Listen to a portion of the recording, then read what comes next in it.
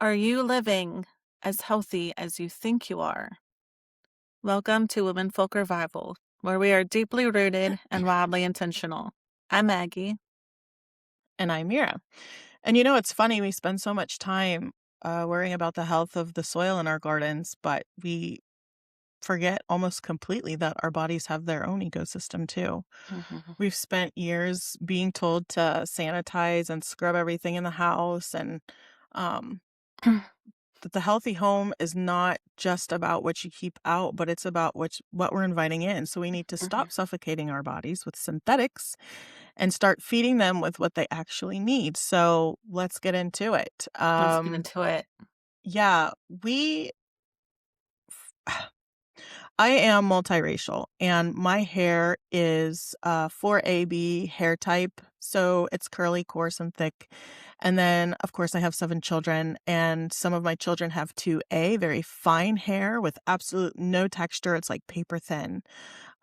And it gets really curly when it's wet. And then I have some of my kids have hair like me, and then I have another child who has that extremely luscious It's South gorgeous. Asian, Indian, Pakistani hair that is like really weighted down with the curls. It's a Mm. 3C, it's corkscrew. No, that's Aksa. Khadija has 2A. It's very thick, coarse, very strong. It's prone to getting oily, but hers never gets oily.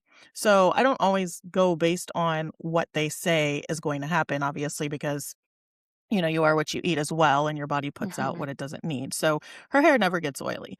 So basically, what I'm getting at is I used to use hair gel in my hair for years, putting all these chemicals in my hair. And not until recently did I just learn that flaxseed can be used in your hair. So I boil the heck out of flaxseed, and then I add vitamin E and some aloe to it, and I'm actually able to put it in all my kids' hair. It's not greasy. It looks kinda like snot. When you pick it up, it's still, like, kinda clumped together, so you have to, like, kinda work with it to get it in your hands and rub it together, and it can be kinda messy. It lasts about 3 to 5 days out, and then it can last 3 to 5 weeks in the fridge. We leave it out because we just go through it. So I'll put it in their scalp and massage it and then brush their hair and and it dries. And it doesn't form like a really nasty, flaky type deal that like um gel does or whatever, but we love it and it's very healthy for our skin and and our hair. So So now what exactly is it doing for your hair? And you said you can use it on all of them, even the ones with very straight and fine mhm. hair, which is what I have. So if I put it in my Yeah. hair, what's it gonna do to my hair? Well, if you put it in your hair and then you brush your hair and and then it dries, um like now on Nyla, she has the very thin paper hair. It almost kind of looks like it's, when you spray, what's that stuff that people used to use hairspray back in the day, and it almost kind of gets like that hardness. It does that in her hair. Mhm. So then we just take a brush and we brush it and it looks very soft and oh my gosh, I just stay petting her head. It just feels so soft like a pillow. I love her hair. It's so perfect. And then for Khadijah, it it just basically takes the frizz out of everyone's hair. Um, yeah, and then Aksa, I forgot about her. She has 3C hair, so it's in between like the thin and the very coarse hair. I've never heard Um, of these numbers and letters for hair types before. Neither have I, and I don't know a lot about them. I just know the consistency of the hair for each one only because most recently have I come into learning more about my kids' hair because I don't do their hair and they look rough. And my daughter, my But see, I love your kids' hair because it's just wild and free and even Ruby, the one day I came over and it was almost kind of like throwed out. I just loved it. she has 4B hair, so it's almost like mine. It gets real puffy. She loves that 1970s, I'm just gonna pick it out and go with the fro look. It's like Yeah. not even. And she could pull it off, like, She can. She's she looks so beautiful. good. She Yeah, but, like, all does. these and I've never known what to do with my hair all the way up until just last year did I start using this flax. So, it doesn't have that crunch. It stays soft and nice, and, so that's what we're doing, but for those who are listening, they a lot of people will probably understand better what these textures and what these hair types are. I still don't know like the full gist of it, but I did do some research before we got on here just so I can mention the the hair types so people would understand what my kids' hair is. My kids have hair from type A all the way to type X, I mean, so it's just but I need to start doing my kids' hair because we are looking like a bunch of wildflowers around here. I love So, it. Just go with yeah, it, Mira. we are just going with it. So yeah. So that's what we're doing for our hair. Um, we We also use we don't oh, go ahead. Keep No, going. go ahead. No, go. You don't do what? Do you put We stuff in don't your hair? do anything. I I have some natural hairsprays that I use that don't work very well. I've tried Uh-huh. like the sea salt sprays, and those don't work very well. I've recently been putting arrowroot powder in there as like a dry shampoo, which Uh-huh. is great, but I will end up getting like flakes the next day from it. Uh-huh. So I have a complete opposite problem where my hair is just so straight and so fine. I want texture. I want tons of texture, and I just can't Uh-huh. get it unless I use that nasty store-bought hairspray and all that other gunk. Yeah, just So not if worth it. anyone out there, go to our Facebook page if you know of anything Oh yeah. that will give a girl texture without all the chemicals. I need help. Yeah, we're just learning beside everybody else. That's the one thing, the major thing that we're doing here is while we're growing, we want to grow even more. Like we said in Mhm. the very beginning, we love research. So it's not about us teaching or telling what to do. We're just sharing what we do and what works for Mhm. us and what doesn't. And we would love to know things that work for you that would most definitely probably work for us. Yeah. Another big thing in our house is toothpaste. We brush Mm. once a day, uh, unless my kids feel like their mouths are nasty. We brush in the evening. In the morning, we'll do like a rinse or whatever. But we moved away from the commercial toothpaste, and we use nano hydroxy hydro. Oh my gosh, here we go. Nano hydroxy apatite Mm. toothpaste with xylitol, and we use Boca. We also use that one brand. What's that brand that you use, Maggie, with the little bus on the front of it? It's a Van powder. Man. Yes, I Van love Man. Van Man with eggshells and um Yeah. help me. Oh man, I can't think. Eggshells and what's the black Eggshells, there's bentonite clay in some of charcoal. them, Charcoal. charcoal, Mhm. um, We use that as salt, well. I think salt sometimes, depending on what you I'm looking right now Yes, because I just got a new one, and I'm loving it. I'm are you really really? loving it, and I can't remember what it is, so I'm gonna look that up real S- quick. Keep talking. So for those of you wondering, xylitol has been back and forth about does it work, does it not work, is it good for you, is it not good for you? Xylitol actually is not bad. It goes and when you brush it on your teeth, it acts like sugar for we call them sugar bunnies, for the sugar bunnies. So when they come and they eat the xylitol particles, they get so full that they don't actually get to your teeth to eat the enamel away. I had more research on this and I don't know where it went, but look it up. Xylitol is not bad. Nano particle hydroxyapatite. That act Hydroxyapatite, that's yeah, mhm. that's this new tooth powder that we just got, Living Well with Dr. Michelle. It's Mhm. remineralizing tooth Remineralized. powder. We can't speak Mhm. today, Mira, We cannot. but I am loving it. I had since been using, stuff that my husband made, Mhm. his our own charcoal I remember you mixed with telling me that. coconut oil and peppermint essential oil, and it's been Mhm. great. It's just a pain to clean out of my sink. Oh, I have to clean my sink every single time I brush my teeth, Yeah. um, which is a pain. I can do it, but it's a pain. But this stuff, oh, I love it. It's been wonderful. And then we do baking soda about once a My week. husband does that too. Yeah. Yeah, also, we go to the dentist, and I make sure We that do not. they don't use okay, well, we do just because I don't know, we're all at different stages, and that's fine. Mhm. But, we take our own, uh, dental floss and have them use that, and, because the dental floss they use with the mint and stuff, that's, like, really bad for your teeth. Yeah. And we also make sure that they use the powder, form of the toothpaste instead of the ones that has the fluoride in it. They absolutely do not put fluoride on my kids' teeth. They actually make Mm-mm. note of it in the dentist office. So before you start going to the dentist, make sure you speak to them. You can talk to them, call them. Do you guys use this? Advocate for yourself. I'm huge on Yeah. advocating. We There also is don't do no cavities. safe amount of fluoride. There's none. Absolutely none. We also don't do x-rays unless something's going on with our teeth. Mhm. So my dentist as well, the adult dentist, they use the powder and they've showed me the ingredients and they are absolutely amazing. So yeah, that's what's going on for teeth. Let's get into bathing. We don't Yeah. bathe. We don't bathe. We We don't take baths. either. We're dirty people. We smell so terrible. My gosh. I I can say that you guys do not smell. Um, Thank you. Neither do no. you. Thanks. Not like I've sniffed you or You anything, know, but it's and me and my husband, we get I guess, BO from time to time, working out in the yard and, after so many days of not bathing.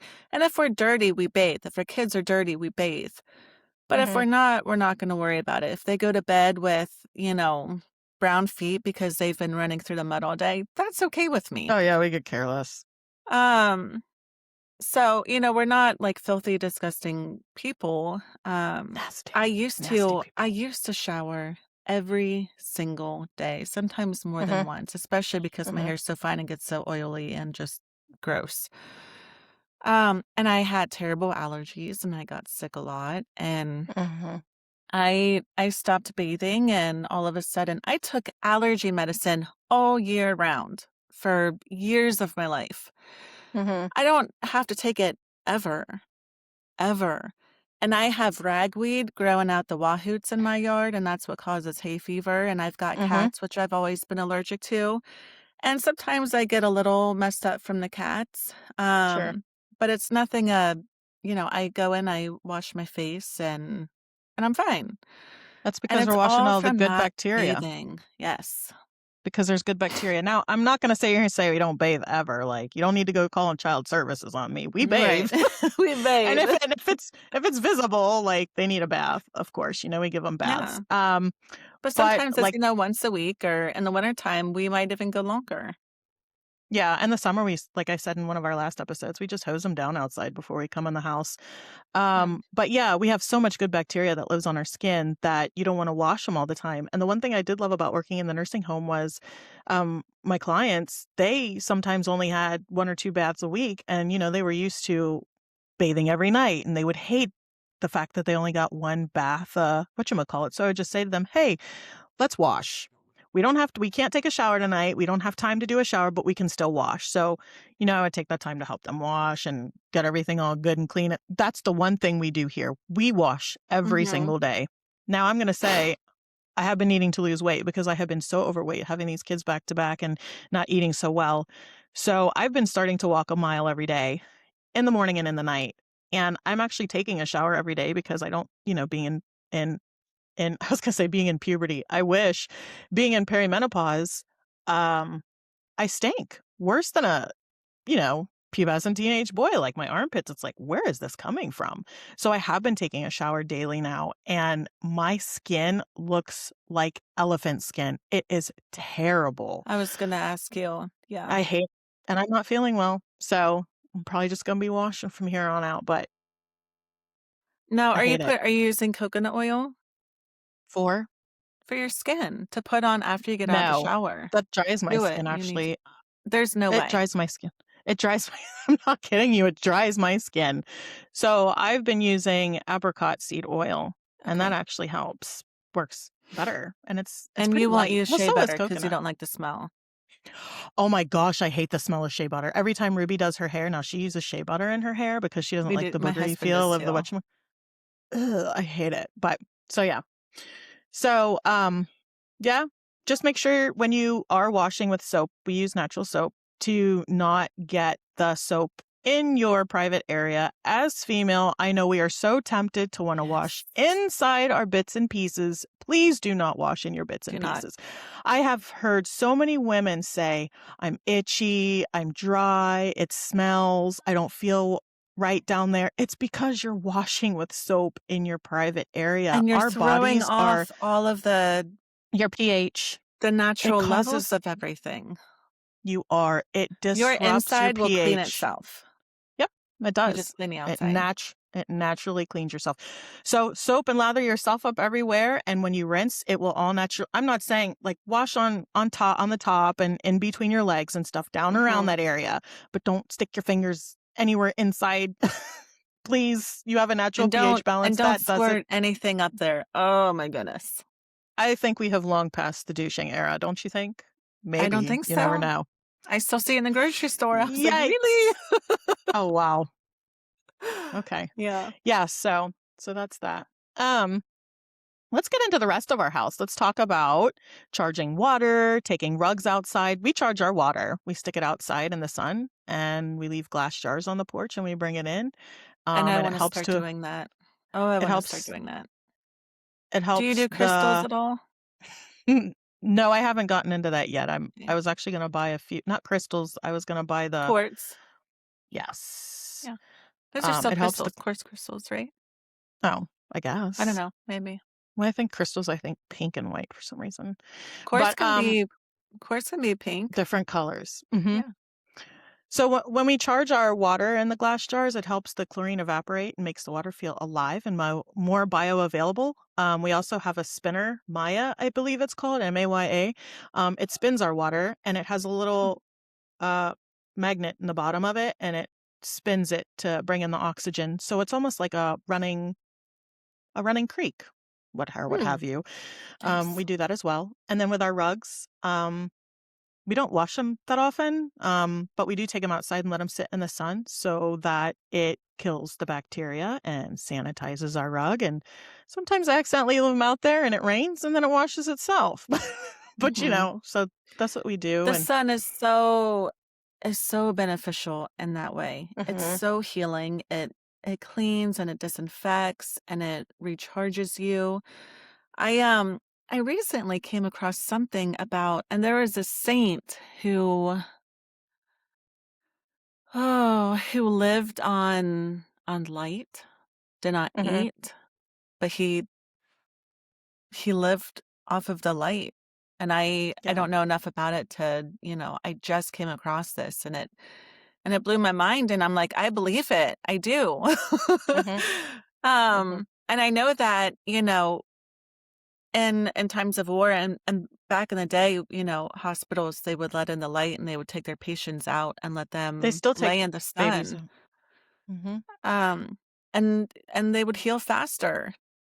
They do. So, They still take babies outside in other countries. If you're listening in, and you're a country that still takes your babies outside to be in the sun, we wanna well, I hear think about that's it. the cold weather too. I think they do that in That is wintertime. in that is in somebody was just talking to me about going to one of those countries, Sweden, Finland, Switzerland, Switzerland, maybe. Finland. I think those areas, yeah, they'll go out on a coffee date with their friends and leave the babies outside all bundled up for fresh air, and that's like I mean, if you're in the country that you can do that, then that's pretty cool. Um, Mm-mm.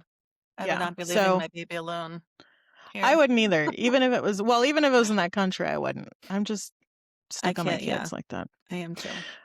So, um, what are you guys doing in your laundry room? I know we make our own detergent from scratch usually, but having And 5 kids. I wanna make that the recipe that we shared, I wanna do that. Sometimes we pour in some vinegar and some lemon, sometimes we pour in some baking soda and, Mhm, just different essential oils for different smells, and it's really great. We still have it set up, and it's gonna have to change soon. In the wintertime, my husband made an indoor, vent for our dryer, so our dryer would heat our house and put moisture into our mhm, house during the wintertime, and it was lovely, and we'd use different essential oils in there, and it was just fantastic. Now, if you're using regular laundry detergent, never do something like that because not only you're gonna have those chemicals on your skin that you're absorbing mhm. into your body, but you're also going to be Breathing inhaling them in. them and yeah. Not good. Um, but I would like to have something that was jarred or together that I could just do real quick. Yeah, we So I have want to that try whole that recipe recipe. on our Hmm. yeah, when you were talking about you guys throwing your husband just throwing stuff in, I was thinking of, like, you guys just creating a witch's brew for for each load of laundry. This one needs a little bit of Yeah. And newt sometimes of I walk eye. back there and I'm like, what are you thinking using this? I'm like, this is really expensive. I'm like, you can't use this one in the laundry. Or, he had, what did he had? He had tea tree oil. And I'm like, this is for our first aid kit. I'm like, you cannot be using this in our laundry, you know? But But did it smell good? it did. It Well, did. And it was lovely. And one-time I thought thing. too, and I'm like, because our dryer is putting out the air, the tea tree oil would be beneficial for all of us too. Yeah, Yeah. yeah. But I mean Now sandalwood, and that's my favorite. That's my go-to for it I'm is. obsessed with it. But it's like Mhm. $20 for a little bottle. Yeah. It's Yeah, expensive. it doesn't go a long way. When we don't have time to make detergent all the time from scratch. I mean, we're homesteading, but we aren't. I mean, I work 52 hours a week, so it's not Right. like I have all the time in the world.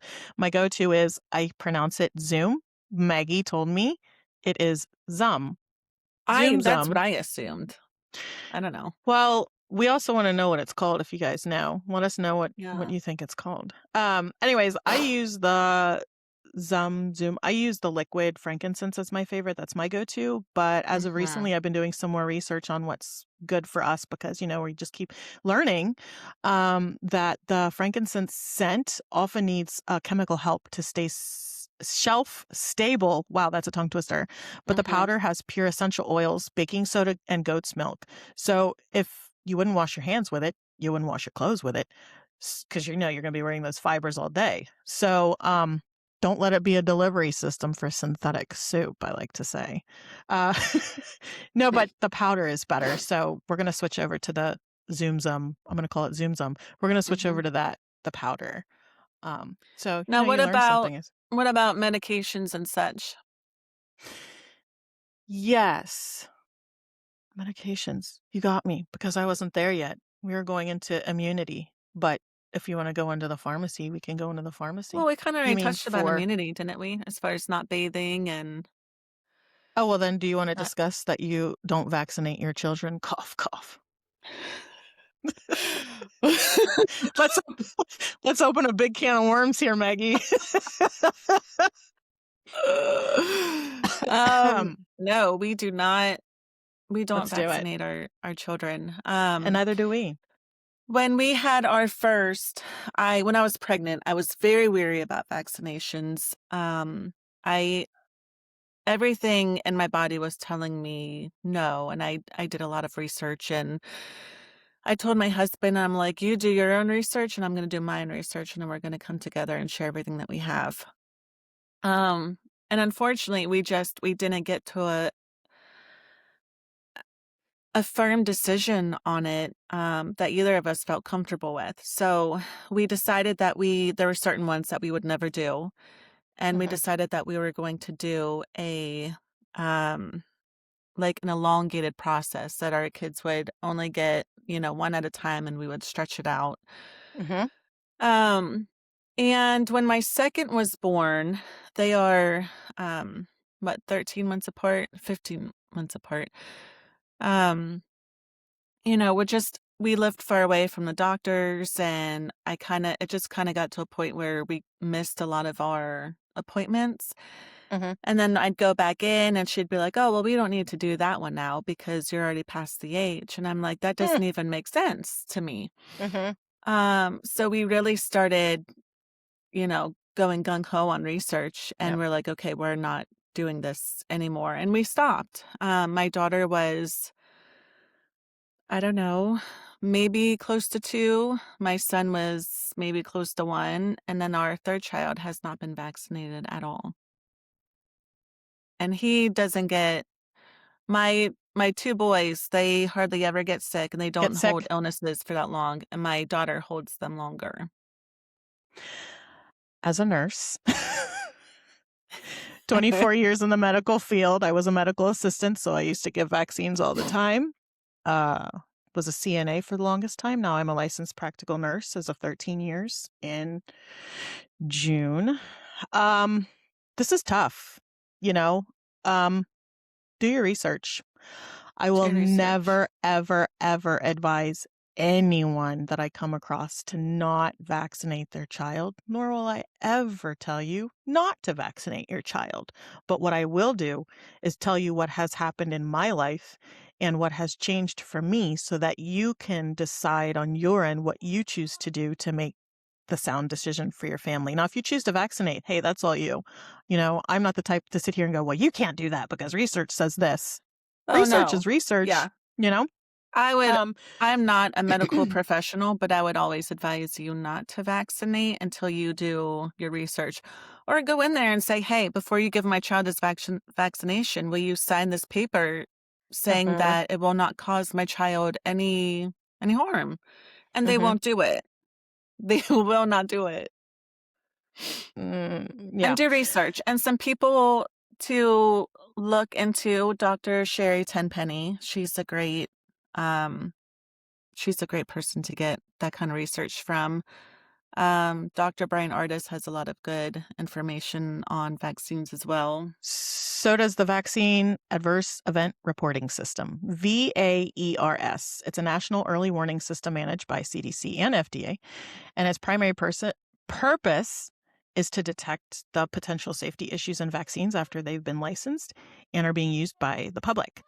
Also, look at the boxes. Ask to look at the ingredients, or Ingredients. you can go online and you can look at the ingredients. It's right there in front of your face. It couldn't be any bigger. So real quick, I'm going to touch base. When I was young, I got the DTaP and I had an adverse effect. I was a very healthy child. Then I started getting sick consistently throughout the years. Had a flu vaccine, extreme adverse effect. Nobody in our house ever gets flu vaccines. No one ever gets the flu. We only had the flu. I had it when I was pregnant with the second to last one, and that lasted for just a few days. We never get the flu vaccine. A lot of these vaccines are given to not prevent you from getting, like chickenpox and flu. It is only given to decrease the amount of time and the severity of that. Um, anyways, I have a learning disability, and I believe it was caused by the vaccination. My first There's a two lot of older research out there right now showing that. My adult children, my son and my daughter, both have learning disabilities. I believe they were vaccine injured as well. My third child, she is 11, or she's going to be 11 this year. She has a learning disability as well. I believe it's from the vaccination. My fourth child that I have with my now husband, our first child together, she had half of her vaccines until age of 1, and then we stopped. And then when my other daughter was 6 months, we stopped her vaccinations. When we found out we were pregnant with our third one together, my seventh child, I have a bonus child from him from a previous marriage as well. So she makes number 7. She was vaccinated as well. In another country. She's doesn't have a learning disability. She's very intelligent. Um, but when I was pregnant this last time, we didn't do anything. I didn't get any vaccinations while I was pregnant. I didn't know the side effects it would have on the unborn child. And she's never been sick. We didn't do erythromycin. We didn't do anything. And the only thing that she's had was just last week we were in the hospital for a ruptured Mm, appendix that I knew she had, and no one ever told me that it was possible because she was too young. It's not true. Anyways, with that being said, we don't vaccinate, and we will never vaccinate. mm-mm. Um, so please, please do your research. Do your Again, research. we would never tell you not to vaccinate. That is your Don't choice. listen to And us on whether to vaccinate or not, but listen to us on doing your research on vaccinations before you vaccinate. yeah, where to go to do your research. So that is a huge topic of discussion, huge debatable topic that I will never get into Mhm. debating because I am in the medical field, obviously. So, um, okay. Well, with that being said, I'm going to move on over to other illnesses you can get outside from ticks. Ticks is a huge issue going on right now. I hear they say they're dropping boxes of ticks on farmers. Not sure, haven't done my research on that, but I do know they're also trying to come out with a new um, Lyme disease vaccination that only treats Lyme disease, not the other 2 diseases that ticks do carry. That is an episode I would like to do as well. Um, There's some very interesting things that I've been hearing about Lyme disease also, and what is really mhm, causing it, and it not being caused from ticks necessarily. interesting. I heard Mhm, that. Yeah, we can get into that later. mhm. So, anyways, I just want to say that we make our own sunscreen. And last year we were using sunscreen. We were putting lemongrass in our homemade sunscreen with zinc oxide powder, and it was shea butter. Oh my gosh, it was the most nastiest smell. Shea butter and coconut oil and I love shea beeswax butter. and zinc oxide powder and lemongrass. And so, Maggie, we were just discussing this last week about Mhm. what I was using, and you said, "Oh wait, you can't use lemongrass in the sun because it causes XYZ." Well, What yeah, was that? it makes you more sensitive to the The sunlight. sun. Any kind of So when citrusy oil will. Yeah, well, when you were telling me that, I'm like, well, we never had an issue with becoming sunburnt or becoming more sensitive, probably because we're all brown folks over here and we might have a little bit more melanin that protected us Mhm. from that. But we are going to end up switching, and I am going to have a new recipe I will come up with, put that on a PDF and put it on our Facebook community page. But I need to make it first. So it's going to have rose geranium, cedarwood, and peppermint. I like it. Just so you know, Peppermint's ticks very breathe. cooling, very good for It is. sunburn and Ticks breathe through their legs, and these oils will overwhelm their oil sensors, their sensors, so they don't latch on. So I'm going to come up with a recipe for that. So also make good. sure I that when you want go it. outside to wear like long socks and stuff like that. So let's quick Yeah. touch on the. Mm. Go ahead. No, that's What fine. were you going to We say? don't. We're surrounded by woods and we have especially when spring starts, we generally have a lot of ticks in our yard.